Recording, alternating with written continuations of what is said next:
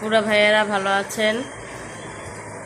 আজকে শরীরটা অনেক খারাপ, তো আমি চাইছিলাম ঝটপট কিছু রান্না করব, কিন্তু সেটা সম্ভব হলো না।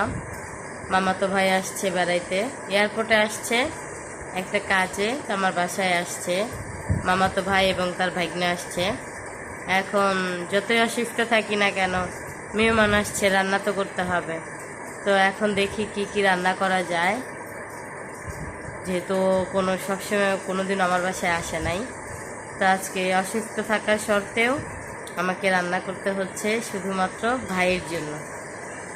মাংস রান্না করব টমেটো দিয়ে, সেই সাথে হচ্ছে তেলাপিয়া মাছ কাঁচকলা দিয়ে রান্না করব, আর বেগুন ভাজা করব। আমার রান্নাঘর যেহেতু ছোট, কাজ করতেছে, আমার হেল্পিং হ্যান্ড আসছে, রান্না বসায় দিচ্ছি। আমি মাছটাকে একটু ভেজে নিচ্ছি।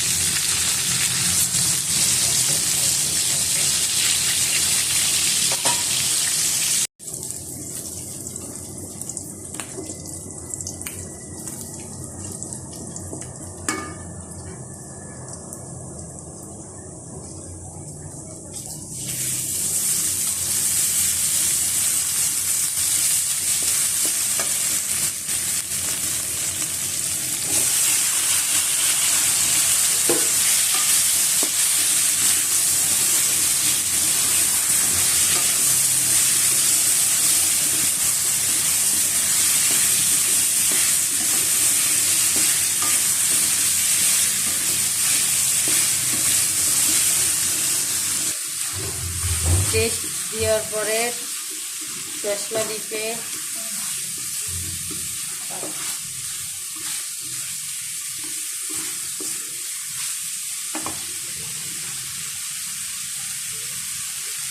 আমি মাথাটা সবসময় কাঁচা খাই, মাথাটা ওইভাবে ভাজি না। একটু যখনই রান্না করি মশলার সাথে মাথাটা একটু কষায় নিই। আর এই তেলাপিয়াটার ওজন ছিল প্রায় 1 কেজি, মানে প্রায় না, 1 কেজি প্লাস।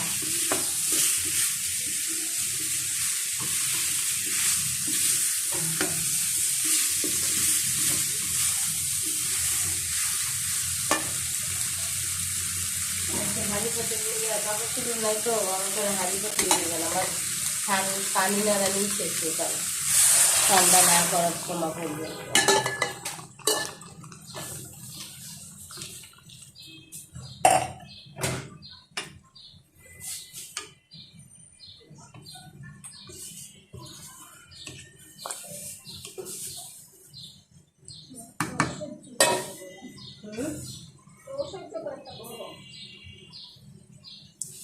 কালকে মেয়েরে গোসল করতে দেই নাই, আমি করবো বিধায় পরে আমার সাথে ভাগাভাগি করতে।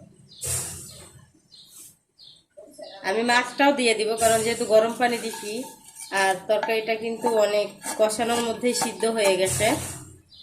আমি এখন মাছটাও দিয়ে দিলাম, সাথে একটা টমেটো দিয়ে দিছি।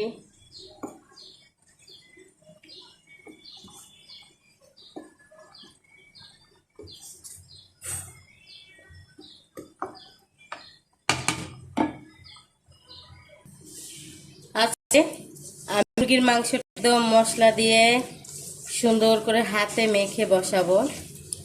আমি এখানে একটু টমেটো দিয়ে দিছি, আর ব্রয়লার মুরগিতে একটু ঝালের পরিমাণটাও বেশি দিছি। আদা রসুন বাটা তো আছেই, সেই সাথে আমি জিরাটাও বেটে দিছি। এইভাবে মাংসটা রান্না করলে অনেক মজা হয়। আর যেহেতু ঝোল করব না, একদম গা মাখা মাখা ভুনা করব।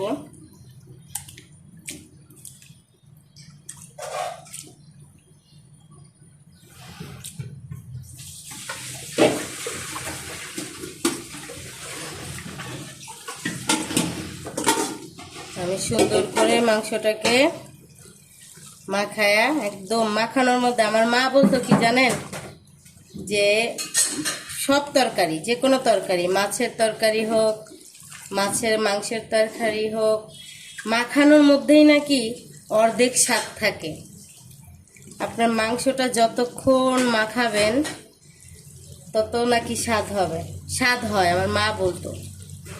আসলে মুরব্বীদের কথাই ঠিক। মুরব্বীরা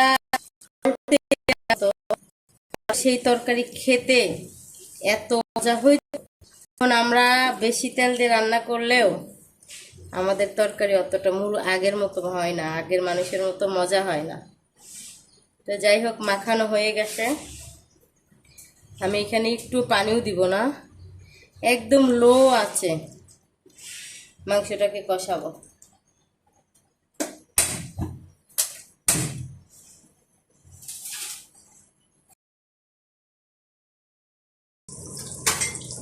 এই হচ্ছে মুরগির মাংস, একদম মুরগি থেকে যে পানিটা উঠছে সেটা দিয়েই রান্না করে ফেলছি।